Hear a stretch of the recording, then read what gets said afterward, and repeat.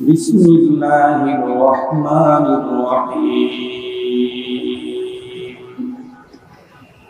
إن الذين آمنوا وعملوا الصالحات كانت لهم جنات الفردوس نزلا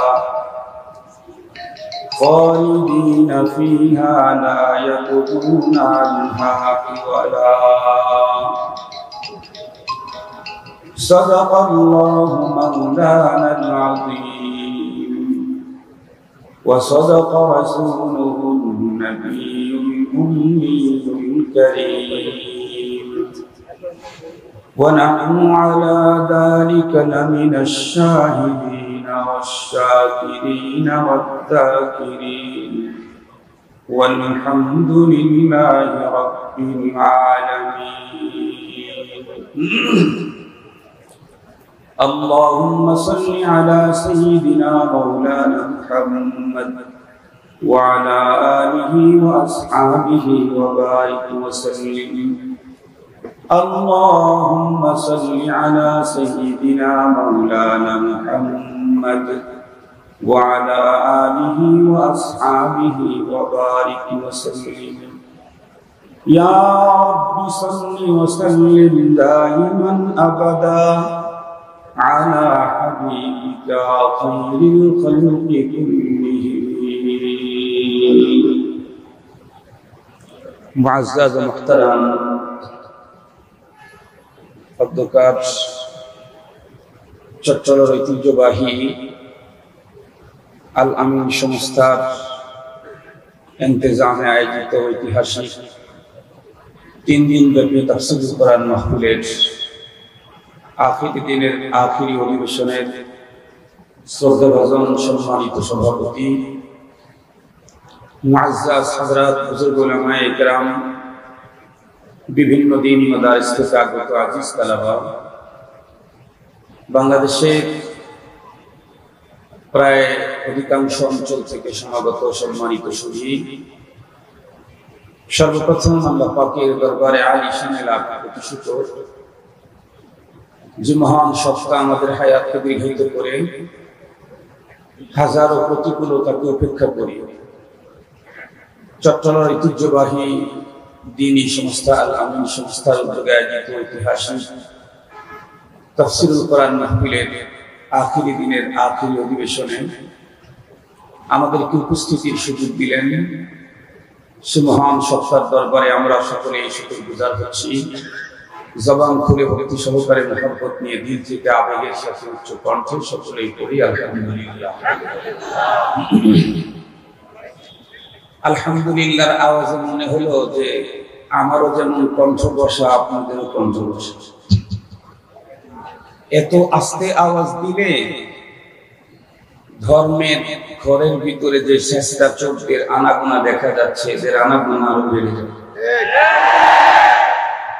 আপনারা দেখছেন তো অবশ্যই, কিছুদিন আগে এখনো চলতেছে আমাদের দেশে ৯০% মুসলমানদের দেশে এই ৩.৫ জন রাম আর বাম একত্রিত হয়ে মশাল মিছিল করেছে।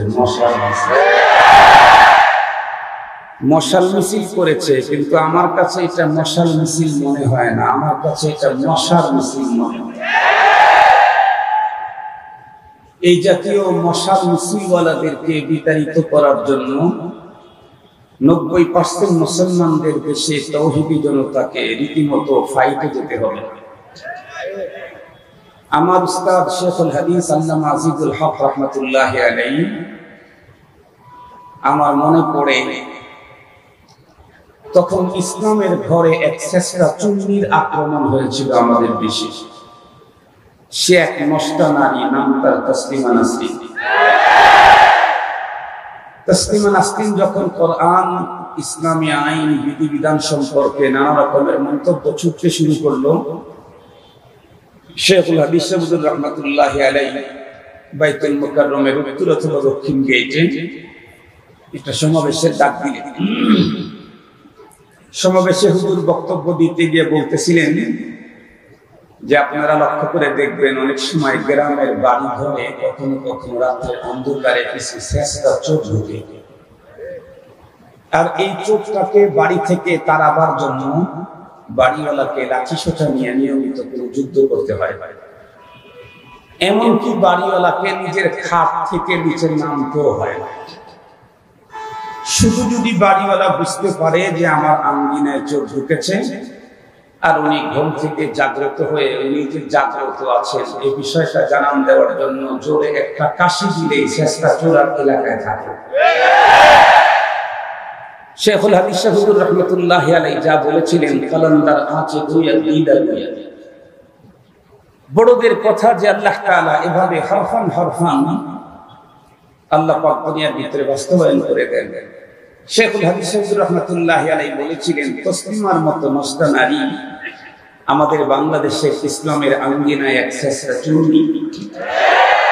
ওকে বিতাড়িত করার জন্য আমাদেরকে আন্দোলন করতে হবে না। আজকের সমাবেশে একটি তাওহীদি জনতার জোরে একটা স্লোগান দিলেই ওই চুন্নি দেশ থেকে পালাইতে বাধ্য হবে। বাস্তবতাও কিন্তু তাই হয়েছে। যে তসলিমা সারা জীবন বোরকার বিরুদ্ধে সিরিয়াস নিষেধাজ্ঞা করলো, সেই তসলিমা ইসলামের বিরুদ্ধে বক্তব্য দিয়ে তাওহীদি জনতার রোশানলে পড়ে জীবন বাঁচানোর তাগিদে শেষ পর্যন্ত রাতের অন্ধকারেও বোরকা পরে দেশ ত্যাগ করতে বাধ্য হলো। এই জন্য এখন তো একটা সুন্নি না, অনেক চোর আর চুন্নি আমরা দেখতেছি, অনেক চোর আর চুন্নি আমরা দেখতেছি। এই জন্য আমাদের এখন যেখানে যাব ফাইট করতে হবে না, তবে তার আগে অবশ্যই আমরা যে ঘুমিয়ে নাই 90% মুসলমান জাগনা আছি, এই আওয়াজটা চোর আর চুন্নিদের কানে পৌঁছানো দরকার। এই জন্য কণ্ঠের আওয়াজ হতে হবে অত্যন্ত বিকট, কণ্ঠের আওয়াজ হতে হবে অত্যন্ত সিরিয়াস। তাহলে ওই চোর আর চুন্নিরা যোগ বিয়োগ করে অবশ্যই তাওহীদবাদী মুসলমানদের এই পবিত্র জমিন ছাড়তে তারা বাধ্য হবে ইনশাআল্লাহ। এই জন্য যে রব্বে কারীম হাজারো প্রতিকূলতাকে উপেক্ষা করে ঐতিহাসিক আল আমিন সংস্থা তাফসীরের শেষের দিনের শেষের অধিবেশনে আমাদেরকে উপস্থিতির সুযোগ দিলেন, সে রব্বে কারীমের দরবারে আমরা সকলেই শুকরগুজার হচ্ছি। আওয়াজটা একটু বলিষ্ঠ কণ্ঠে উচ্চ আওয়াজে সকলেই পড়ে নিই আলহামদুলিল্লাহ। আমি ভাবতেছিলাম আমার আগে আমাদের ভাই মুস্তাফা নবী দামাত বারাকাতুহুল্লাহ আলিয়া 15 মিনিট বয়ান করেছেন, সেই হিসাবে আমি 2 মিনিট বাড়ায় 17 মিনিট বয়ান, কিন্তু আমাকে আহসান ভাই বললেন 1.5 ঘন্টা বয়ান করতে হবে। খুযুবিল মাউত হাত্তা ইয়ারতাবিল হুম্মা, উনি 1.5 ঘন্টা বলেছেন, কমপক্ষে 1 ঘন্টা বয়ান না করলে তো আদব রক্ষা হবে না। এই জন্য 1 ঘন্টা আপনাদের খেদমতে আলোচনা করব। যখন থেকে শুরু করেছি তখন থেকে 1 ঘন্টা, এখন থেকে 1 ঘন্টা। সবরের সাথে কথাগুলো একটু শুনবেন, ইনশাআল্লাহ সকলের জন্য ফায়দা হবে। উসি আউয়ালান নাফসি ওয়া ইয়াকা, আমার এই ওয়াজের মুখাতাব প্রথমে আমি, এরপরে আপনারা। আল্লাহ পাক যেন আমাকেও আপনাদের সকলকেই এদিক নির্দেশনার উপরে জীবন চালাতে তৌফিক দান। আমরা প্রত্যেকেই জানি এই পৃথিবীতে প্রতিটি মানুষের রুচির ভিন্নতা আছে, প্রতিটি মানুষের রুচির ভিন্নতা। পিতা পুত্রের রুচিরও মিল নাই, মা মেয়ের রুচির ভিন্নতা, স্বামী স্ত্রীর রুচির ভিন্নতা, ভাই বোন বোনে বোনের রুচির ভিন্নতা। প্রতিটা মানুষের রুচির ভিন্নতা আছে, এক একজনের এক এক চয়েস, এক একজনের এক এক নজরিয়ারও ভিন্নতা আছে। কিন্তু আমরা এটাও জানি তাম পৃথিবীর মানুষ একটা ব্যাপারে একমত। তাম পৃথিবীর মানুষ, অতীতে যারা এসেছিল, এখন যারা আছে, আগামী দিনে যারা আসবে, সবাই একটা বিষয়ে একমত, সেটা হলো মানুষ মরণশীল। কি বলেন আপনারা? এ ব্যাপারে পৃথিবী দ্বিমত করার মতো কোন একজন মানুষ কি অতীতে ছিল, এখন আছে, আগামী দিনে আসবে? মানুষ মরণশীল। মশার মিছিল যারা করতেছে ওরাও এটা বিশ্বাস করে। যারা উলামায়ে কেরামের 2 গালে জুতা মারতে চায় ওরাও এ কথার বিশ্বাস করে যে মানুষ মরণশীল। আমরা যারা তাওহীদবাদী, আমরা শুধু মৃত্যু পর্যন্ত আমাদের বিশ্বাস না, আমাদের বিশ্বাস আরো আগাম, আমাদের বিশ্বাস আরো আগাম। ওয়াল বাসি বাদাল মাউত, মৃত্যু পর্যন্ত আমাদের বিশ্বাস আছে। আমাদের বিশ্বাস আরো আগাবে। এই কারণে আমাদের দেশের রাজনৈতিক নেতাদের স্লোগান আর আমাদের স্লোগান একই। রাজনৈতিক নেতাদের স্লোগান ব্যক্তির চাইতে দল বড়, দলের চাইতে দেশ বড়। আমরা যেহেতু এই দেশ পর্যন্তই বিশ্বাস করি না, আরো আগানো আমাদের বিশ্বাস, এ কারণে আমাদের স্লোগান আরো আগানো। ব্যক্তির চাইতে দল বড়, দলের চাইতে দেশ বড়, দেশের চাইতে ঈমান বড়, এটা আমাদের স্লোগান। তাদের কাছে যেহেতু দেশের চাইতে বড় কিছু নাই, এ কারণে তাদের স্বপ্ন, চিন্তা, চেতনা সবকিছু দেশ নিয়ে। আমাদের যেহেতু আখিরি মঞ্জিল দেশ নিয়ে না, পরপার নিয়ে, আখিরাত নিয়ে, দিন নিয়ে, এ কারণে আমাদের ফিকির আরো আরো আরো অনেক আগাম। মুহতারাম হাজির, কথাগুলি সুন্দর করে বোঝার জন্য চেষ্টা করবেন। তো আমরা যারা মুসলমান তাওহীদবাদী, আমরা শুধু মৃত্যুকে বিশ্বাস করি না, মৃত্যুর পরের জীবনকে বিশ্বাস করি।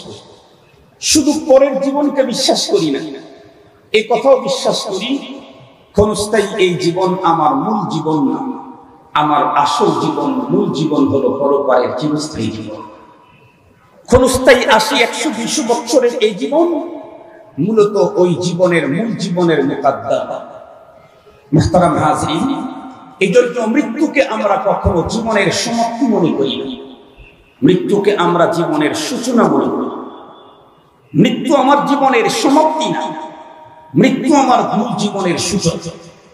এ কারণে আমাদের আকীদা হলো ক্ষণস্থায়ী এই জীবনের ৮০, ১০০ বছরের এই জীবনের সফলতা আমার মূল সফলতা, এই জীবনের ব্যর্থতাও আমার মূল ব্যর্থতা।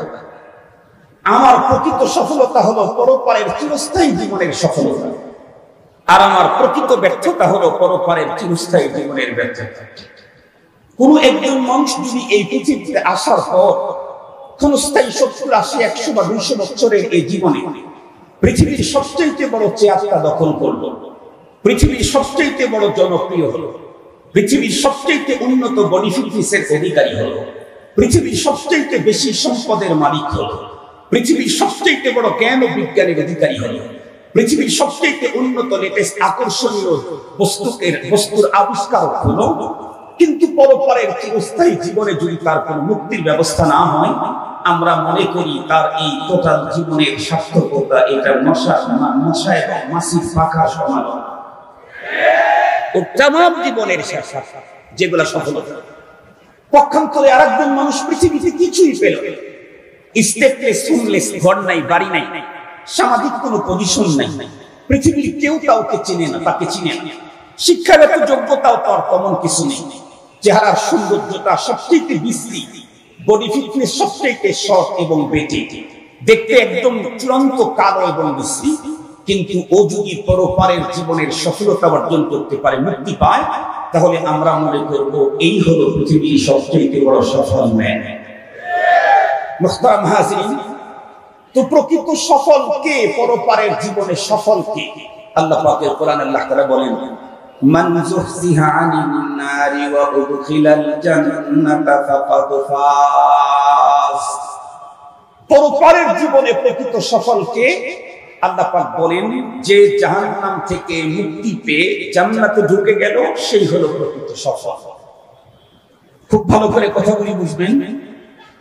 পরপারে যদি কোনো একজন মানুষ জাহান্নাম থেকে মুক্তি পেয়ে জান্নাতে ঢুকতে চায়, তাহলে তার জন্য কি দরকার?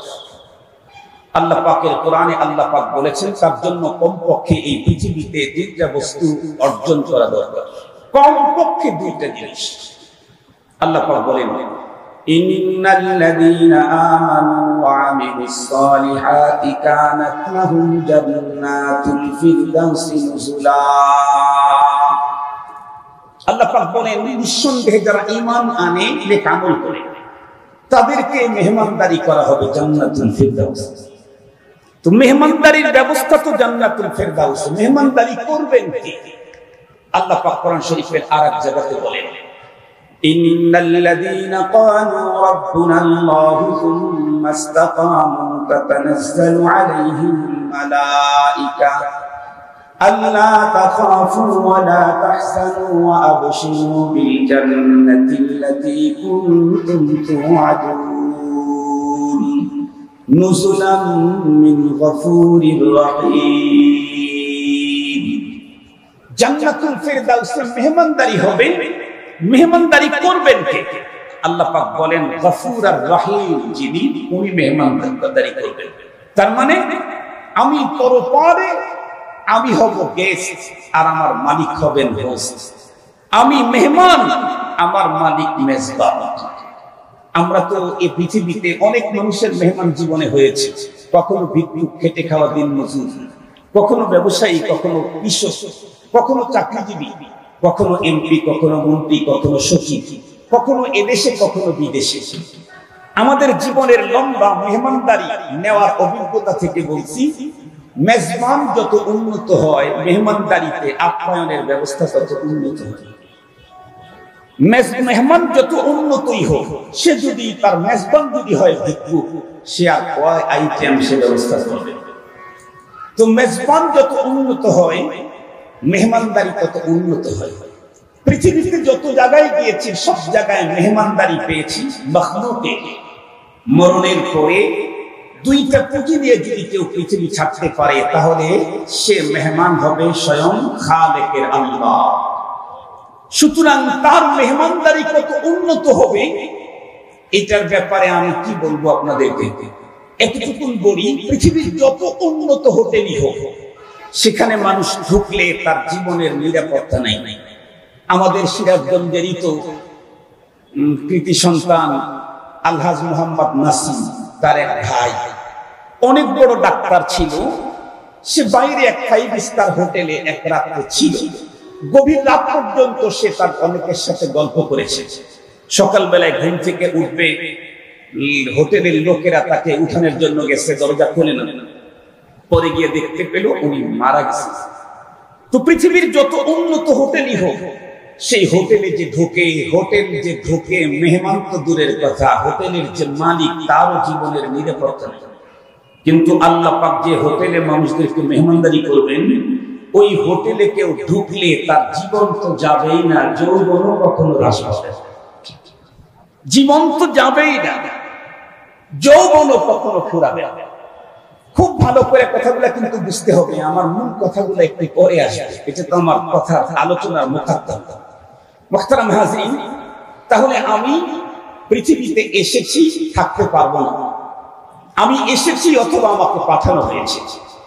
আমি যদি বলি এসেছি, তাও আমার থাকার কোনো পদ্ধতি নেই, আমাকে যেতেই হবে। যদি বলেন আমাকে পাঠানো হয়েছে, তবুও আমাকে এখানে থাকতে পাঠানো হয় নাই, আমাকে যেতেই হবে। তো এসেছি, চলে যেতে হবে, থাকতে দেওয়া হবে না। পাঠানো হলো কেন? এসেছি কেন? মুহতারাম হাজিরিন, এসেছি হলো একটা জিনিস জিতার জন্য।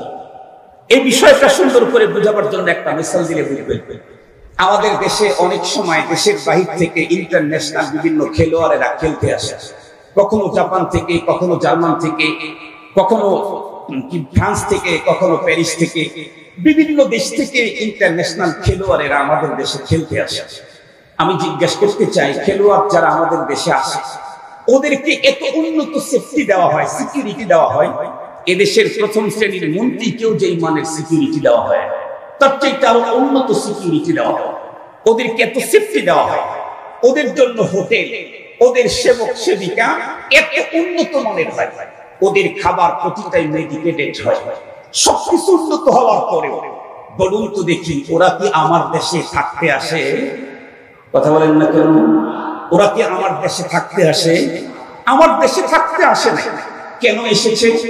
এসেছে মূল টার্গেট হলো ট্রফি জিততে এসেছে, ট্রফি।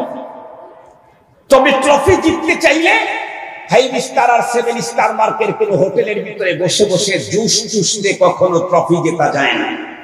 ট্রফি জিততে চাইলে খেলোয়াড়টা যদি ক্রিকেটার হয়, তাহলে তাকে ব্যাট আর বল নিয়ে ময়দানে ফাইট করতে হবে, তারপরে ট্রফি জেতা যায়।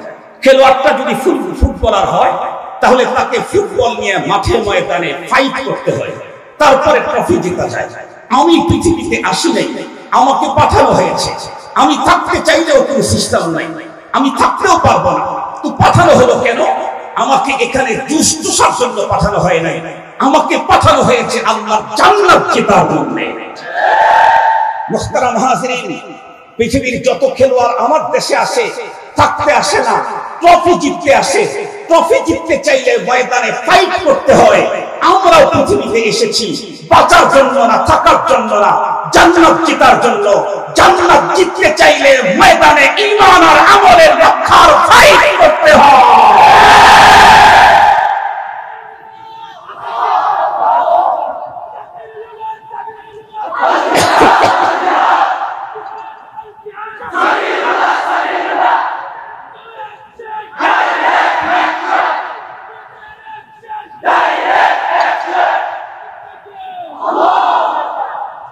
মুহতারাম হাজিরিন, খুব ভালো করে বুঝবেন।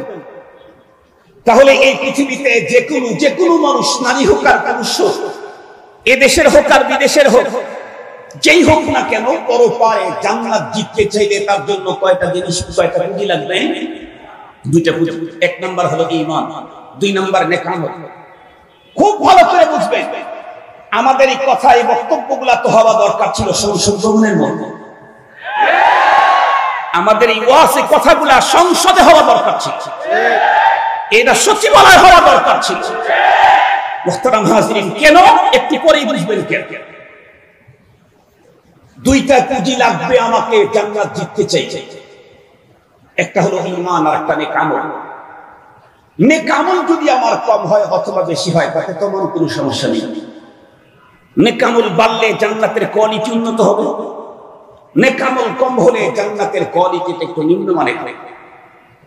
তবে নিম্নমানের জান্নাত যেটা হবে, এটাও পৃথিবীর লেটেস্ট আবিষ্কৃত যত স্টার মার্কের হোটেল হবে পৃথিবীর শুরু থেকে শেষ পর্যন্ত, সবগুলার যত উন্নত কারুকার্য, সবগুলার যত উন্নত অবস্থান, দৃষ্টিনন্দন তাদের অবস্থা, সবগুলাকে একত্রিত করলে যেই পরিমাণে হবে, সবচেয়ে নিম্নমানের জান্নাত যাকে দেওয়া হবে, এই জান্নাতটা বাইরের গেটের হেসপলের সমান পৃথিবীর তামাম মানুষের তৈরি করা স্টার মার্কের সব হোটেলের দাম মিলেও হবে না, এত উন্নত হবে। খুব ভালো করে বুঝবেন, নেক যদি কম হয় জান্নাত নিম্নমানের হবে, নেকি যদি বেশি হয় জান্নাত উন্নত মানের হবে। কিন্তু জান্নাত পেতে চাইলে ঈমান যদি নষ্ট হয় তাহলে জান্নাতি হওয়ার কোনো সুযোগ নেই। নেকি কম হলে জান্নাতে যাওয়া যাবে, কিন্তু যদি ঈমান নষ্ট হয় তাহলে জান্নাতে যাওয়ার কোনো সুযোগ নাই। মুহতারাম হাজিরিন, বিষয়টা আপনাদেরকে সুন্দর করে বুঝাবার জন্য দুইজন নারীর কথা বলবো, তাহলে আপনারা বুঝবেন যে আমল আর ঈমানের কি প্রয়োজন। একজন নারীর কথা বুখারী শরীফে আসে, নবীজি বয়ান করেছেন। একজন মহিলা তার টোটাল জীবনটা পতিতাবৃত্তিতে পার করেছে।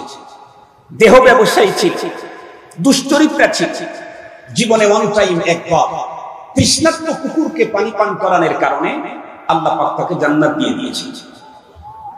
আরেকজন নারী তামাম দুনিয়া খেতে, তামাম পৃথিবী তাকে চিনে, 17-18 বছর আগে মনে হয় মারা গেছে।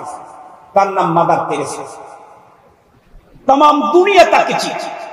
এই মাদার তেরেসা, সে ওয়ান টাইম মানুষ খেদমত করে নাই, সে ভালো কাজ করেছে, নেকির কাজ করেছে ওয়ান টাইম। টোটাল লাইফ, পুরা জীবন সৃষ্টির শ্রেষ্ঠ মানব সেবাতে তার টোটাল জীবনটা এত সিরিয়াস ভাবে পার করেছে। তার লাইফ হিস্টোরিতে লিখেছে সে জীবনে বিয়ে পর্যন্ত করে নাই, চিরকুমারিত্ব বরণ করেছে। তার থিওরি ছিল, আমি যদি বিয়ে করতে যাই তাহলে আমার স্বামীর খেদমত করতে গেলে ওই টাইম সৃষ্টির শ্রেষ্ঠ মানব সেবা ব্যাহত হবে। এতটুকু মানব সেবা থেকে নিজেকে দূরে সরাইতে রাজি নাই। এই জন্য এই মহিষী নারী টোটাল লাইফ অল টাইম সৃষ্টির শ্রেষ্ঠ মানব সেবা করল, এত উন্নত পদ্ধতিতে মানব সেবা করলো, দুনিয়া তাকে অনেক পার্পল মেডেল দিল। কিন্তু আমি জিজ্ঞাসা করতে চাই, মাদার তেরেসা নামটা শোনার পরে আপনাদের প্রতিক্রিয়া জানতে চাই। ও তো মরে গেছে, মরার পরে ওর জন্য কয়টা জান্নাত? কথা বলেন না, নাম শুনেও বুঝেন নেই। ওর জন্য জান্নাত, আরেকটু জোরে বলেন, ওর জন্য জান্নাত। কেন? কারণ নেকি বাড়াইলে জান্নাত হয় না, নেকি দিয়া জান্নাতের কোয়ালিটি উন্নত নিম্নমানের করা যায়, কিন্তু জান্নাত কিনতে চাইলে ঈমানদার। জান্নাতের জন্য কি লাগে? কথা বলেন। নেকি দিয়া জান্নাতের কোয়ালিটি কম বাড়া করা যায়, নেকি দিয়া জান্নাত কেনা যায় না, জান্নাত কিনতে চাইলে ঈমান লাগে। Mother Teresa all time total life সৃষ্টির শ্রেষ্ঠ মানুষের সেবা করলো, কিন্তু মরণের পরে জান্নাত পেল না। তার কারণ তার ঈমান ছিল না। আর প্রতিটা নারী সারা জীবন দুশ্চরিত্রগিরি করলো, জীবনে মাত্র একবার ইতর প্রাণী কুকুরকে পানি পান করানোর কারণে জান্নাতের বিষা পেয়ে গেল, কারণ ওর ঈমান ছিল। এই জন্য আমরা বলি, যতই বৃদ্ধাশ্রম করো, যতই মাদ্রাসা করো, যতই মসজিদ করো, যতই এতিমখানা করো, যতই দাতব্য চিকিৎসালয় চালু করো, যতই রাস্তা তৈরি করে দাও, যত প্রতি বছরে হজে যাও, মাসে মাসে ওমরায় যাও, এরপরে চিল্লায় যাও, এরপরে পীরের দরবারে লক্ষ কোটি টাকার তুমি ওখানে হাদিয়া পৌঁছাও, মনে রাখো সবই তোমার নেক আমল। এগুলো গিয়ে জান্নাত বায়না করা যায় না, জান্নাতের মান কম বেশি করা যায়। জান্নাত কিনতে চাইলে লাগে ঈমান, ঈমান, ঈমান। মুহতারাম হাজিরিন, ঠান্ডা মাথায় কথাগুলি বুঝবেন। আমি আগেই বলেছিলাম আমাদের এই বয়ানটা করা দরকার ছিল অ্যাসেম্বলি। আমাদের দেশের মানুষ তো মনে করে আমি তো বড় ডুবু পড়ি, আমি তো মাঝে মাঝে হাটহাজারি মাদ্রাসায় 1 লাখ করে টাকা দিই, হাটহাজারি টাকা দিলে তোমার জন্য জান্নাত খরিদ। জান্নাতের কোয়ালিটি বাড়াইতে পারবা এই আমল দিয়ে। জান্নাত কিনতে চাইলে ঈমান ছাড়া জান্নাত খরিদ হয় না।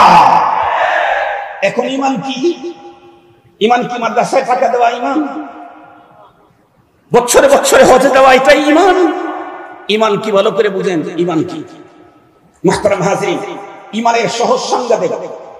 কারণ আমাদের দেশে অনেক বড় বড় বুদ্ধিজীবী আছে যাদের এত বুদ্ধি, মাথাতে আর অন্য কিছু ঢুকানোর জায়গা নাই। অল্প কিছু জায়গা থাকলে সেখানে আমার দাদাকে ঢুকাই দিতে পারে। তো বুদ্ধিজীবীদের মাথায় তো এত বুদ্ধি যার অন্য কিছু ঢুকার, ধর্ম ঢুকার জায়গাই নাই। এজন্য একদম সহজ অল্পটা যাতে ঢুকাইতে পারে এরকম একটা দিলাম।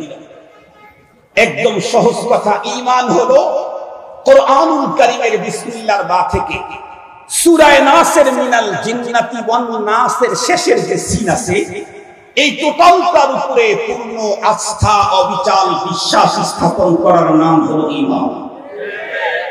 আবার বলছি, ঈমান কি?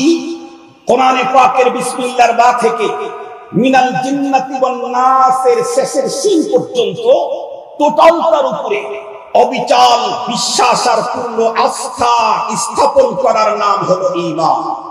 খুব ভালো করে বুঝবেন, ঈমান হইতে তো পুরা কোরআনের উপরে বিশ্বাস স্থাপন করতে হয়। কিন্তু বেঈমান হওয়ার জন্য কি লাগে, এই বিষয়টাও একটা মিসাল দিয়ে বুঝাইলে আপনাদের বোঝা সহজ হবে। সব শ্রেণীর মানুষ বুঝতে পারবে। আমরা প্রত্যেকেই জানি, আমার দৃঢ় বিশ্বাস, আমরা যারা এখানে আসছি আমরা অরিজিনালি মুসল্লিরাই আসছি। কথা বলেন, আমরা মুসল্লি না? নামাজ পড়ি তো আমরা, আলহামদুলিল্লাহ নামাজ পড়ি। হয়তো অনেক কোয়ালিটির নামাজ এখানে থাকতে পারে, আমাদের আপ মুসল্লি, খাপ মুসল্লি, খোশ মুসল্লি, খাস মুসল্লি, মুসল্লির অনেক কোয়ালিটি আছে। কেউ প্রতিদিন 5 ওয়াক্ত পড়ে, কেউ 7 দিনে 1 ওয়াক্ত পড়ে, কেউ আবার শুধু আপনজন মরলে তাহলে জানাজার নামাজটা পড়ে, কেউ আবার জানাজাতেও যায় না, ব্যস্ততা দেখায়, শুধু ঈদের দিন কাল পর্যন্ত টুপিটা একদম নিচের দিকে দিয়ে উন্নত একটা জায়নামাজ কাঁধের উপরে নিয়ে রওনা করে, আগে কাতারে দাঁড়ায়। ওই বছরের এই দুইবারে শুধু নামাজ, তারপরেও তো নামাজ পড়ে। আমরা যারা নামাজ পড়ি, যেই নামাজটাই পড়ি, নামাজ পড়তে চাইলে কিছু কাজ আছে আমাদের জিম্মায় ফরজ। তার মধ্যে একটা হলো, যেই কাপড় দিয়ে পরে নামাজ পড়বো সে কাপড়টা অপবিত্র হতে হবে। কথা বলেন না? পবিত্র হতে হবে, পবিত্র হতে হবে। এখন একটা কাপড় পবিত্র হয় কখন? ধরে নেন 15টা আইটেম আছে নাপাকি, এই সবগুলা থেকে যদি কাপড়টা সেফ থাকে তাহলে কাপড়টা পবিত্র। যেমন মানুষের পেশাব, মানুষের পায়খানা, মানুষের ব্লাড, মানুষের পুজ, মানুষের বিশেষ অঙ্গ থেকে বের হয় মজি, ওদি, মনি, পশু পাখির পেশাব, পায়খানা, তাদের ব্লাড, শরাব, এই জাতীয় ধরে নেন 15টা আইটেম। এই 15 আইটেমের সবগুলা থেকে যদি কাপড়টা সেফ থাকে তাহলে কাপড়টা পবিত্র। জিজ্ঞাসা করতে চাই, অপবিত্র হইতে কাপড়ে কয়টা নাপাক লাগতে হবে? 15টা, 14টা, 7.5টা, 5টা, কয়টা? একটু জোরে বলেন। এই সবক তো অ্যাসেম্বলিতে দেওয়া লাগবে। কয়টা লাগে না পাক খাওয়ার জন্য? পাক খাওয়ার জন্য কতগুলা থেকে সেফ থাকতে হয়? পাক হওয়ার জন্য 15টা থেকে সেফ থাকতে হয়, নাপাক হওয়ার জন্য 15টা লাগতে হয় না। একটা লাগলেই আর পাকাপোক্তা পাক থাকে না। মনে রাখতে হবে আল্লাহ পাক কি কথা সত্য বলেছেন, বাস্তব বলেছেন। তাহলে আমার অন্তরে আল্লাহ পাকের প্রেম, রাসূল প্রেম, ঈমান কমপ্লিট হওয়ার জন্য পৃথিবীর সবকিছুর চাইতে বেশি হতে হবে।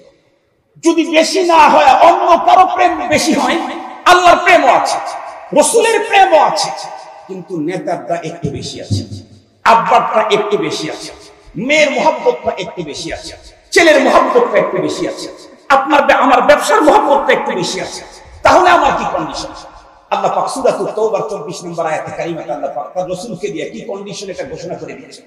আল্লাহ পাক বলেন, কুল ইন কানা আবাউকুম ওয়া আবনাউকুম ওয়া ইখওয়ানুকুম ওয়া আজওয়াজুকুম ওয়া আশীরাতুকুম ওয়া আমওয়ালুন ইকতারাফতুমুহা ওয়া তিজারাতুন তাখশাউনা কাসাদাহা ওয়া মাসাকিন তারদাউনাহা আহাব্বা ইলাইকুম মিনাল্লাহ আহাব্বা ইলাইকুম মিনাল্লাহি ওয়া রাসূলিহি ওয়া জিহাদিন ফি সাবিলিহি ফাতারাব্বাসু হাত্তা ইয়াতিয়াল্লাহু বিআমরিহি ওয়াল্লাহু লা ইয়াহদিল কওমান ফাসিকিন। আল্লাহ পাকের স্পষ্ট বর্ণনা শোনেন ঈমানদারেরা, আল্লাহ পাকের স্পষ্ট বর্ণনা। আল্লাহ পাক তার প্রিয় হাবিবকে ডেকে বললেন, ঘোষণাটা আপনি দেন, কুল ইন কানা আবাউকুম, এই বান্দা, যদি হয় তোমাদের পিতামাতা, ওয়া আবনাউকুম, তোমাদের ছেলে মেয়ে, ওয়া ইখওয়ানুকুম, তোমাদের ভাই বোন, ওয়া আজওয়াজুকুম, তোমাদের স্ত্রীগণ, ওয়া আশীরাতুকুম, তোমাদের দল, তোমাদের পার্টি, তোমার গোষ্ঠী, তোমার নেতা, ওয়া আমওয়ালুন ইকতারাফতুমুহা, তোমাদের ওই সম্পদ যেটা কষ্ট করে জমা করে রেখেছো, ওয়া তিজারাতুন তাখশাউনা কাসাদাহা, এবং তোমাদের ওই ব্যবসা, যেই ব্যবসার ভিতরে মন্দার আশঙ্কা করছো, ওয়া মাসাকিন তারদাউনাহা, এবং তোমাদের ওই ব্যবসা তার ভিতরে তোমাদের ওই বসবাসের ঘর, যেখানে থাকতে তুমি স্বাচ্ছন্দ্য বোধ করতেছো, এইগুলি যদি তোমাদের কাছে হয়, কি হয়? আহাব্বা ইলাইকুম, বেশি প্রিয় হয়। এগুলি যদি তোমাদের কাছে বেশি প্রিয় হয়, কার থেকে? মিনাল্লাহ, আল্লাহ থেকে, ওয়া রাসূলিহি, তার রাসূল থেকে, ওয়া জিহাদিন ফি সাবিলিহি, আল্লাহর রাস্তায় জিহাদ থেকে তোমার নেতা যদি বেশি প্রিয় হয়, তোমার বাবা যদি বেশি প্রিয় হয়, তোমার মা যদি বেশি প্রিয় হয়, তোমার সন্তান যদি বেশি প্রিয় হয়, তোমার সম্পদ যদি বেশি প্রিয় হয়, তোমার ব্যবসা যদি বেশি প্রিয় হয়, তোমার বসবাসের ঘরটা যদি বেশি প্রিয় হয়, আল্লাহ থেকে, রাসূল থেকে, জিহাদ ফি সাবিলিল্লাহ থেকে, আল্লাহ পাক তার রাসূলকে বললেন, ওদেরকে বলেন, দুনিয়ার ওই সমস্ত ওই লোকদেরকে, ফাতারাব্বাসু, অপেক্ষা করো, হাত্তা ইয়াতিয়াল্লাহু বিআমরিহি, আল্লাহ পাকের আযাবে, আল্লাহ পাকের গজবে, তো ঘূর্ণিঝড়ে, সাইক্লোনে, টর্নেডো, ভূমিকম্পে, ভূমিধসে, বৈশ্বিক মহামারী, করোনার মতো সিরিয়াস ভাইরাসে যদি অন্তরে আল্লাহর মহব্বতের চাইতে অন্যের মহব্বত বাড়ে, তাহলে ভাইরাসের অপেক্ষা কর, গজবের অপেক্ষা কর, আযাবের অপেক্ষা কর। দুনিয়াতেই যদি আমার অন্তরে আল্লাহর প্রতি মহব্বত কম থাকলে, দুনিয়াতেই যদি শাস্তি থেকে বাঁচতে না পারি, মরণের পরে আমি কেমনে শাস্তি থেকে বাঁচব? মুসলমান ভাইরা আমার কথা দিন দিয়ে বুঝবেন। এই পর্যন্ত আলোচনার দ্বারা একটা জিনিস আপনাদের অন্তরে বুঝাবার জন্য চেষ্টা করেছি, সেটি হলো আমার অন্তরের ভিতরে ঈমান ছাড়া আমার পরকালে মুক্তির কোনো পথ নাই। আর ঈমান আমার কমপ্লিট করতে চাইলে পুরা কোরআনে কারীমের উপরে পূর্ণ আস্থার বিশ্বাস স্থাপন করার বিকল্প কোনো পথ নাই। আমি আমার ঈমানকে কমপ্লিট করতে চাইলে পুরা কোরআনের সবগুলি ফর্মুলা আমাকে মনে প্রাণে মেনে নিতে হবে। কুরআনুল কারীম আমাকে যেই ফর্মুলাগুলি দিয়েছেন, তার ভিতরে একটা ফর্মুলা হলো ঈমানদারের অন্তরে পৃথিবীর সবকিছুর চাইতে বেশি মহব্বত থাকবে কার? এরপরে থাকবে কার? বলেন রাসূলুল্লাহ। এরপরে 3 নম্বরে বন্ধুরা আমার ঈমানদারের অন্তরে মহব্বত থাকবে কোন জিনিসের? বলেন তো দেখি। জিহাদ ফি সাবিলিল্লাহ। মুসলমান ভাইরা আমার, এখন আমি আমার ঈমান চেক করি, আপনি আপনার ঈমান চেক করেন। আমার মাকে আমি মুহাব্বত করি, মেয়েকে আমি মুহাব্বত করি, আমি আমার স্ত্রীকে মুহাব্বত করি, বোনকে মুহাব্বত করি। সঙ্গত কারণে আমার বাড়িটা যদি হাটহাজারী থেকে একটু ভিতরে, গ্রামের ভিতরে হয়, আমি বাড়িতেই অবস্থান করছি, এমন মুহূর্তে আমার কানের মধ্যে, আমার কানে খবর পৌঁছে গেল আমার মা অথবা মেয়ে অথবা আমার স্ত্রীকে হাটহাজারী চৌরাস্তার মোড়ের ভিতরে কে বা কারা বেইজ্জতি করেছে, তার ইজ্জত লুণ্ঠন করেছে, তার সম্ভ্রম লুণ্ঠন করেছে, এই খবরটা আমার কানের ভিতরে ঢোকার পরে আমার তো কোনো অবস্থার পরিবর্তন হবে না। কথা বলেন, হবে না? হবে না? এই খবর আমার কানের ভিতরে ঢোকা মাত্র আমার শরীরের রক্তগুলি তখন চোখের দিকে প্রাণ দিয়ে উঠে পড়বে। এই খবর আমার কানে ঢোকা মাত্র অন্তরের ভিতরে প্রতিশোধের আগুন তখন জ্বলতে থাকবে। এই খবরটা আমার কানের ভিতরে ঢোকা মাত্র আমার চেহারার ভিতরে পরিবর্তন দেখা দিবে।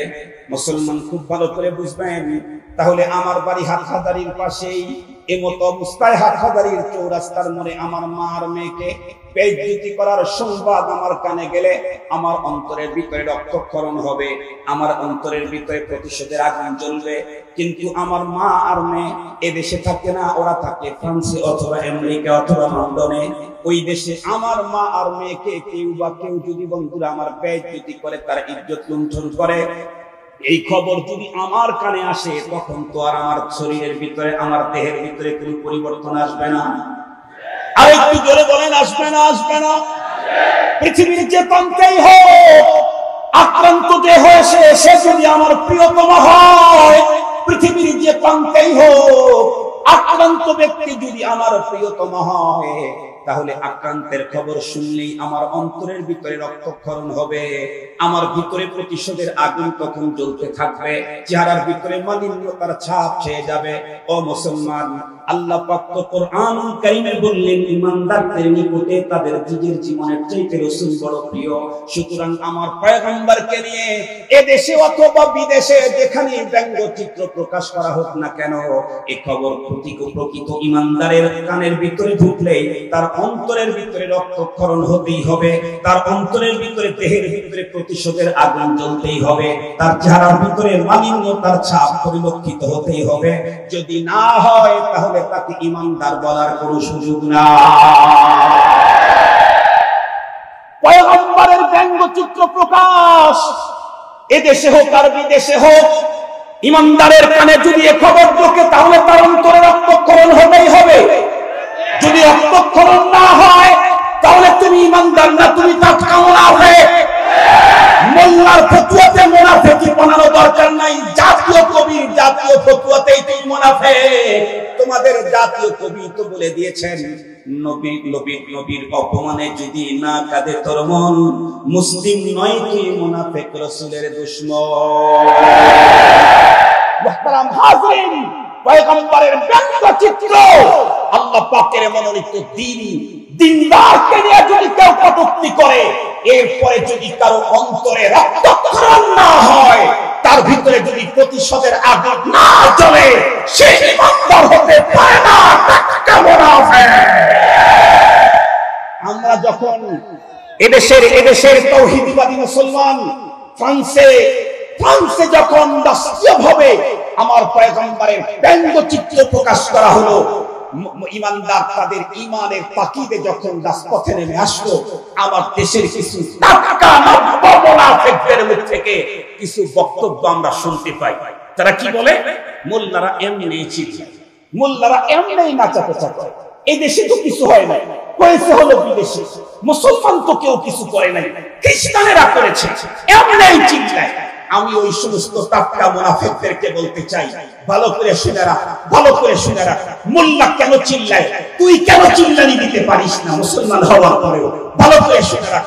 আল্লাহ না করুক, আল্লাহ না করুক, আল্লাহ না করুক, আপনাদের দিন দুপুরে একদম সবসময় সবচেয়ে বেশি বিজি আওয়াজ যখন, সেই মুহূর্তে আপনাদের হাটহাজারীর চৌরাস্তার মোড়ের ওইখানে একটা ছেলে একটা সিরিয়াস আকাম করে ফেলবে, এটা খারাপ কাজ করে ফেলবে।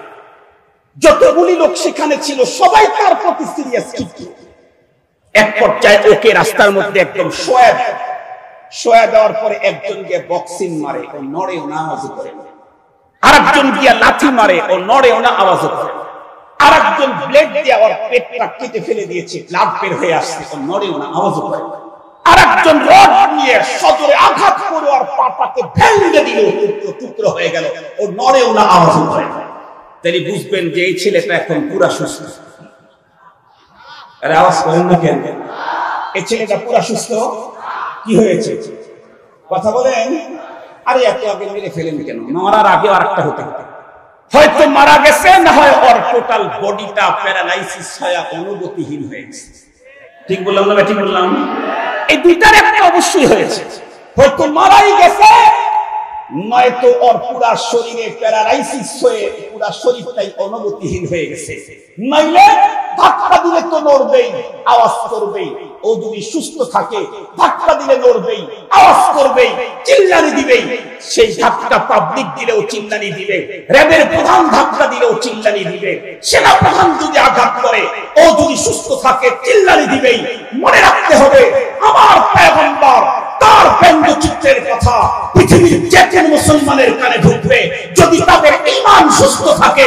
পয়গম্বরের বেইজ্জতির কথা শুনলে মুসলমানরা তো চিল্লানি দিবেই, রাজপথে যাবেই, দূতাবাস ঘেরাও করবেই, করবেই, করবে।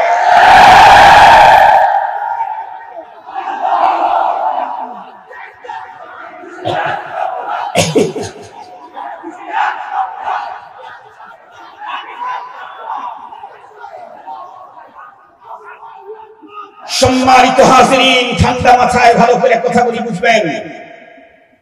যার ঈমান সুস্থ আছে, ঈমান এখনো মরে নাই, যার ঈমান এখনো প্যারালাইসিসে আক্রান্ত হয় নাই, এমন কোন ঈমানদারের সামনে তাদের প্রাণাদিক প্রিয় রাসূলের ব্যাপারে কোনো বাজে মন্তব্য করলে সে কখনো চুপ থাকতে পারে না, পারে না, পারে না। যে চুপ থাকে তার ঈমান সুস্থ থাকতে পারে না। আমরা চিল্লানি দেই কেন? আমাদের এখনো অনঈমানি অনুভূতি আছে, তাই চিল্লানি দিই। তুই চিল্লানি দিতে পারস না কেন? হয়তো তোর ঈমান মরছে, জানাজা করা দরকার, না হয় তোর ঈমানের প্যারালাইসিস লাগছে তোর ঈমানে। আমি জিজ্ঞেস করতে চাই আপনাদের কাছে, ভালো করে মনে রাখেন, প্যারালাইসিস ওয়ালা মানুষটা যত বড় ডিগ্রির অধিকারী হোক না কেন, ওকে কোন কোন দায়িত্বে, কোন কোন বিভাগের প্রধানের দায়িত্ব দেওয়া উচিত? আমার কথা বুঝেন না? বুঝেন? বুঝেন? তাহলে আপনারা বলেন, প্যারালাইসিস ধরছে লোকটা সবচেয়ে বড় শিক্ষিত, সবচেয়ে উন্নত বডি ফিটনেসের অধিকারী, কিন্তু প্যারালাইসিস হয়েছে, ওকে কোন বিভাগের প্রধান বানানো যাবে না? কোন বিভাগেই প্রধান বানানো যাবে না। Second man, third man, gate man, তাও চলছে কেন? যার অনুভূতি নাই ওকে সেকেন্ড ম্যান, থার্ড ম্যান কেন, গেট ম্যানও বানানো যায় না। যদি কোন মানুষের অনুভূতি নষ্ট হয়, তাকে যদি কেউ দায়িত্বের first man, second man, third man, gate ম্যানও বানানো যায় না যায়, মুসলমানদের দেশে যাদের ঈমানের অনুভূতি নষ্ট হয়ে গেছে তাদেরকে এই জাতীয় কোনো দায়িত্ব দেওয়া যায় না। মুহতারাম হাজিরিন, খুব ভালো করে কথাগুলি বোঝার জন্য চেষ্টা করবেন। যদি প্যারালাইসিস বলে একটা লোকটাকে, একজন লোককে সিকিউরিটি গার্ডের দায়িত্ব দিয়ে দেন, তাহলে ওই এরিয়া কি পরিমাণে সংরক্ষিত থাকবে? কথা বলেন না কেন? আরেকটু জোরে বলেন, কি পরিমাণে সংরক্ষিত থাকবে?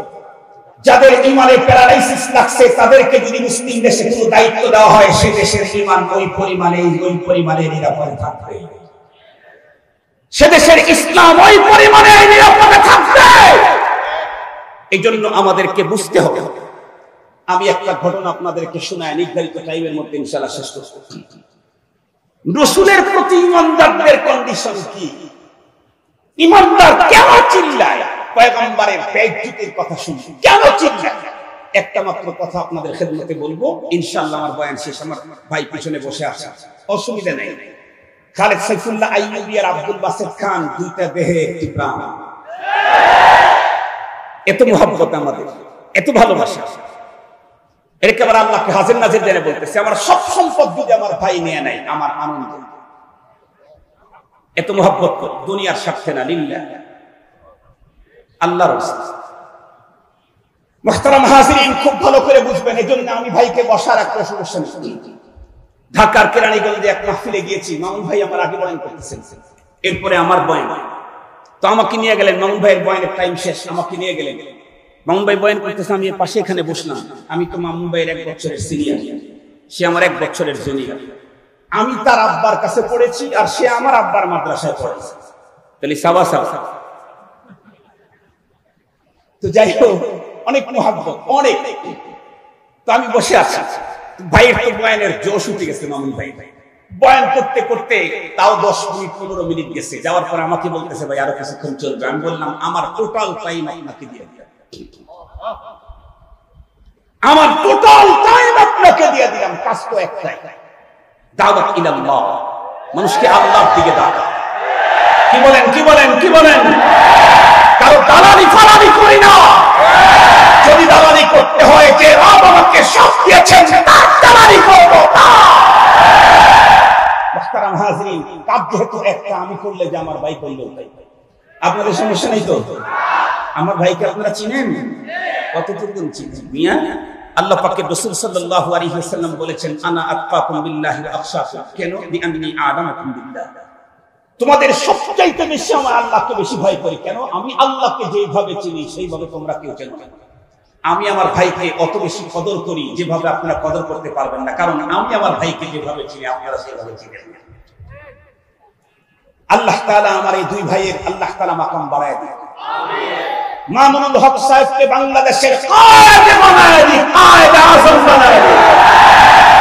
আর আমার ভাই খালেদ সাইফুল্লাহ আইয়ুবীকে আল্লাহ তাআলা সুলতানুল আরিফিন বানায় দিন, সুলুকের সম্রাট বানায় দিন।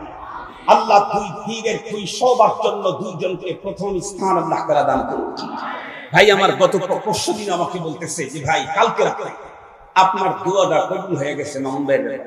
কি আপনি বলছেন যে আল্লাহ যেন তাকে কায়েদে আযম বানায় দেয় বাংলাদেশের জন্য? আসলে আল্লাহ পাক তারে কায়েদে আযম বানায় দিয়েছে। তো আপনি একটু ওই মধ্যে আমার জন্য দোয়া করুন তো। আমি বললাম, এই গভীর রাত্রে আপনার জন্য আবারও সানি দোয়া করতেছি, সানি দোয়া করতেছি। আল্লাহ যেন আমার ভাইদেরকে দিয়ে এদেশের দ্বীনের খেদমত, মানুষের খেদমত করার তৌফিক আল্লাহ যেন দান করে।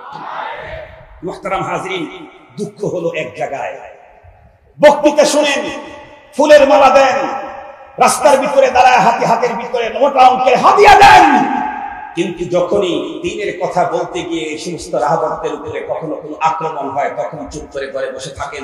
তখন বসে থাকা যাবে না, তখন রাজপথে আসলেই রাম আর নাম, রাহবরের মিল্লাতের বিরুদ্ধে কাফলাম দেওয়ার সাহস পাবে না, পথে এসে দেখাইতে হবে। মুহতারাম হাজিরিন, তো যে কথা বলতেছিলাম, আমাদের নবী আলাইহিস সালামের যত উম্মত আছে, যত সাহাবী ছিল, এর ভিতরে সবচেয়ে দামি একজন মানুষ হলেন আবু বকর সিদ্দিক রাদিয়াল্লাহু তাআলা। এটা আপনাদের জানা আছে তো সবার? উলামা তাআলা বাইতুল ইসলাম। নবীদের ভিতরে মুহাম্মদুর রাসূলুল্লাহর মর্যাদা যেমন, উম্মতের ভিতরে আবু বকরের মর্যাদা সেম তেমন। কোন নবী মুহাম্মদুর রাসূল সাল্লাল্লাহু আলাইহি ওয়াসাল্লামের মর্যাদায় উত্তীর্ণ হতে পারে না, কোন উম্মত আবু বকর সিদ্দিকের মর্যাদায় উত্তীর্ণ হতে পারে না। এই সিদ্দিক আকবর, ওনার জীবনের একটা ঘটনা শুনলেই বুঝবেন ঈমানদাররা নবী এবং আল্লাহর ব্যাপারে কি সিরিয়াস, এটা বুঝবেন। লাকাদ সামিআ আল্লাহু কাওলাল্লাযীনা ক্বালু ইন্নাল্লাহা ফাকীর ওয়া নাহনু আগনিয়া, এই আয়াতের শানে নুজুল আপনাদের জানা আছে, আমি আবার স্মরণ করে দিচ্ছি। হযরত আবু বকর সিদ্দিক রাদিয়াল্লাহু তাআলা আনহু, আগে তার ব্যক্তিত্বটা আপনাদের সামনে একটু প্রকাশ করি। উনি কি পরিমাণে কেমন উম্মত ছিলেন, নবীজির কেমন সাহাবা। নবী আলাইহিস সালাম বেশ কিছু সাহাবীদের নাম ইন্ডিকেট করে, নাম ঘোষণা করে করে তাদের ব্যাপারে বিশেষ গুণের কথা উল্লেখ করেছেন। তার ভিতরে একটা হাদিস আমরা প্রতিটি জুমায় খতিবের জবান থেকে দ্বিতীয় খুতবাতে শুনতে পাই, আরহাম উম্মতি বি উম্মতি আবু বকর ওয়া আশাদুহুম ফি আমরিল্লাহি উমর ওয়া আসদাকুহুম হায়াআন উসমান ওয়া আকদাহুম আলী ওয়া ফাতিমাতু সাইয়্যিদাতু নিসাই আহলিল জান্নাহ। এই হাদিস শুধু উলামা আর তোলাবাদের মুখস্থ না, এটা পাবলিকেরও মুখস্থ। তবে পাবলিকের মুখে মুখস্থ নাই, কানে মুখস্থ আছে। পাবলিকের সামনে যদি কেউ এই হাদিসটা ভুল করে, পাবলিক বলবে হুজুর এটা আপনার ভুল হয়েছে। যদি বলে সূর্যটা বলেন, তখন বলতে পারবে, কারণ তার কান হাফেজ, মুখ হাফেজ। ঠিক বললাম না? ঠিক বললাম। এই হাদিস শুনতে শুনতে শুনতে শুনতে নবীজি হাদিসে কি বললেন, বেশ কিছু সাহাবীদের নাম উল্লেখ করে তাদের বিশেষ কিছু গুণের কথা ঘোষণা করলেন। তার ভিতরে প্রথম যার গুণের কথা বললেন, আরহামু উম্মতি বি উম্মতি আবু বকর, আমার উম্মতের সবচেয়ে আরহাম, আল্লাহু আকবার বলেন, আরহাম উম্মত, আরহামে উম্মত, এত নরম দিল রকিকুল কলব পৃথিবীতে আর নবীজির কোন উম্মত কোনদিনও আসবে না। এই সিদ্দিক আকবর রাদিয়াল্লাহু আনহু কোন একদিন ইহুদিদের পাঠশালার ভিতরে গেলেন। সেইখানে যাওয়ার পরে দেখলেন ইহুদিদের একজন বড় আলেম, নাম তার সম্ভবত ফিনহাস, অনেক ভক্ত অনুরাগী চতুর্দিকে দাঁড়িয়ে আছে। এই ইহুদি বড় পণ্ডিত তাদেরকে বিভিন্ন ব্যাপারে দিক নির্দেশনা দিচ্ছে। সিদ্দিক আকবর রাদিয়াল্লাহু তাআলা আনহু তার কাছে গিয়ে বললেন, ফিনহাস, তোমাকে একটা আহ্বান জানাইতে এসেছি, তুমি আল্লাহ পাকের পক্ষ থেকে নাজিল করা কিতাবটা গ্রহণ করো এবং কিতাব যার উপরে নাজিল করা হয়েছে সেই মহাপুরুষটাকে তুমি তাসদীক করো। এই কথা বলতেই সিদ্দিক আকবরের সামনে ইহুদি বড় আলেম তখন এমন একটা বাজে মন্তব্য করে ফেললো আল্লাহ পাক রব্বুল আলামিন সম্পর্কে, যেই জাতীয় বাজে মন্তব্য ইহুদি বড় আলেম তো দূরের কথা, সাধারণ কোন আহলে কিতাবের জবান থেকেও কখনো শোভা পায় না। কারণ তারা তো মুশরিক না, তারা হলো আহলে কিতাব। তারা তো কিতাব মানে কিতাব যার কাছ থেকে আসছে তাকেও অবশ্যই মানে, না হলে তার কিতাব মানার প্রশ্নই তো উঠে না।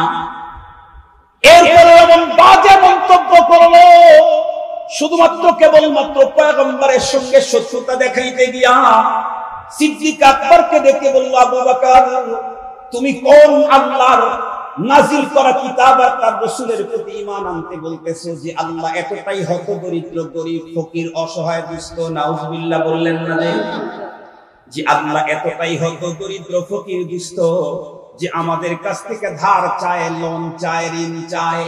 ওই আল্লাহর আবার নাজিল করা কিতাবের উপরে ঈমান কি বলছো তুমি? এই কথা বলতেই সিদ্দিক আকবরের পরিচয় আমি আগে দিয়েছি, আরহামু উম্মতি বি উম্মতি আবু বকর।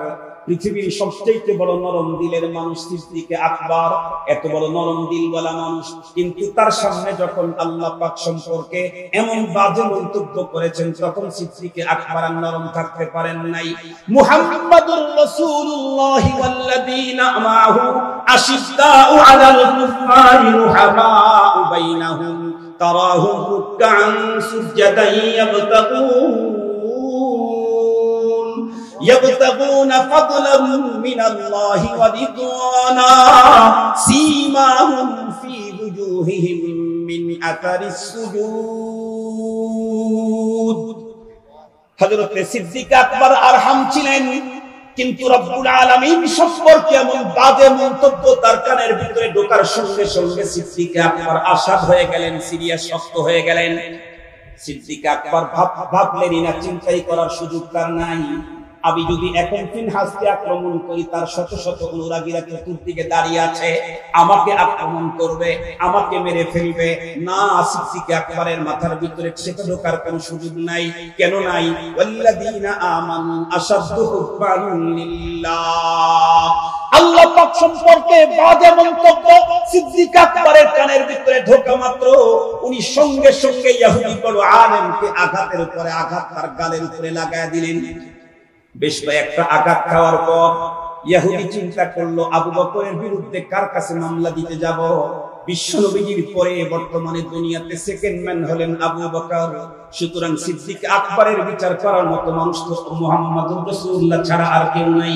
হাতি হাতি পা পা করে পয়গম্বরের কাছে চলে গেল। এক পর্যায়ে পয়গম্বরকে দিকে গিয়ে বলতেছে, মুহাম্মদ, তোমার সাথী আবু বকর দেখো আমাকে মেরে কি করে দিয়েছে।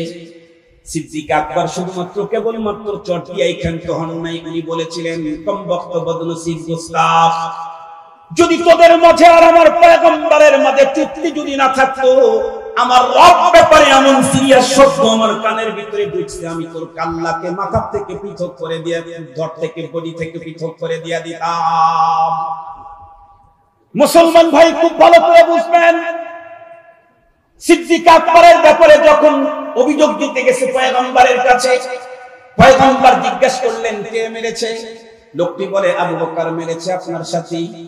নবীজি বললেন, ভালো করে নামটা মেনশন করো, কে বলেছে, কে মেরেছে? বলেন, আবু বকর মেরেছে। বিশ্ব নবীজি তখন ডেকে বললেন, না না, তোমার নাম বলতে মনে হয় ভুল হচ্ছে, এই কাম আমার আবু বকরের না, এটা ওমরের কাজ। আল্লাহু আকবার। সিরিয়াস ভাবে গভীর ভাবে বুঝতে হবে, নবীজি পর্যন্ত আবু বকর সিদ্দিক রাদিয়াল্লাহু আনহুর ব্যাপারে এই কাজটা মেনে নিতে পারতেছেন। এতটাই রাকিকুল কলব আরহাম, এতটা নবীজিও মানতে পারতেছেন না, না এটা আমার আবু বকরের কাজ, এটা আমার মনে হয় হয়েছে। বলতে বলতে সিদ্দিক আকবর রাদিয়াল্লাহু তাআলার সামনে হাজির। এখন বলেন তো দেখি, যার থাপ্পড় খায়া চোখের ভিতরে শস্যের ফুল দেখতেছে, যার বিরুদ্ধে অভিযোগ দিতে গেছে, সে আবার সামনে আসছে, তখন আর ভিতরে কি পানি আছে? মোর তো অবস্থা জটিল। সিদ্দিক আকবরের দিকে আর তাকায় না, নিচের দিকে তাকায় আছে, না জানি আবার কোনটা এখন আঘাত হয়। নবী ইসলাম ডাক দিয়ে বললেন, আবু বকর তুমি কি এই কাজটা করছো? আবু বকর সিদ্দিক রাদিয়াল্লাহু তাআলা বললেন, জি হুজুর, এই কাজটা আমি করছি। নবীজি অবাক হয়ে জিজ্ঞেস করলেন, তুমি করছো? সিদ্দিক আকবর রাদিয়াল্লাহু তাআলা তখন নবীজিকে বললেন, হুজুর এই কাজটা আমি করেছি, কিন্তু এই কাজটা আমি করেছি, ও কোন কাজটা করেছে এটাও আপনার শোনা যাবে। আমার এই কাজে আপনি আশ্চর্য হয়ে গেলেন, ও কোনটা করেছে এটাও একটু শোনা দরকার। আমরা আমাদের প্রশাসকদেরকে বলতে চাই, প্রশাসনের লোকদেরকে বলতে চাই, সরকারকে বলতে চাই, আমরা রাজপথে আন্দোলন করতে গেলে আপনাদের কষ্ট হয়, আপনাদের নিরাপত্তা সমস্যা হয়, দেশের নিরাপত্তার প্রবলেম হয়।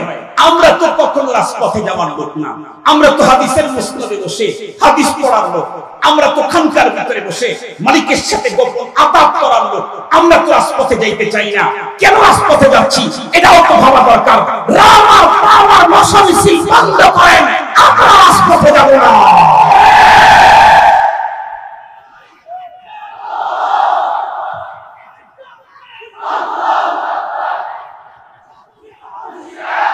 শুধু আমাদের স্লোগান দেখলে আপনাদের কষ্ট হয় না? আমরা কি স্লোগান দেওয়ার লোক? আবু বকর কি কাউকে আঘাত করার লোক?